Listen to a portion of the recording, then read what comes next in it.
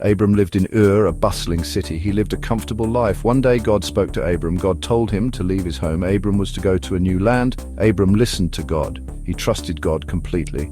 Abram left his home. He took his wife Sarai with him. He also took his nephew Lot. They began a long journey. Abram was now a nomad, traveling with his family and possessions.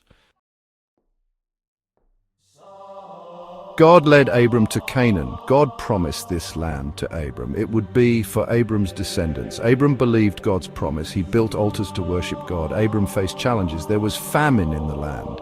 He traveled to Egypt for food. Abram's faith was tested. He made mistakes. God remained faithful. God protected Abram and his family. God reaffirmed his promise to Abram. God changed Abram's name to Abraham. It meant father of many nations. God promised Abraham many descendants. Abraham and Sarah were old. They had no children. God's promise seemed impossible. But Abraham still believed. God kept his promise. Sarah gave birth to a son. They named him Isaac. Isaac was a miracle. He was a sign of God's faithfulness. God tested Abraham's faith. God asked him to sacrifice Isaac. This was a painful test for Abraham.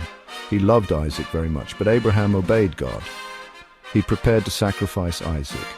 At the last moment, God stopped him. God provided a ram for the sacrifice. Abraham's faith was unshakable. God blessed Abraham. God's promise continued through Isaac. Abraham's faith is an example for us. He teaches us to trust God. We must trust God even when it's hard.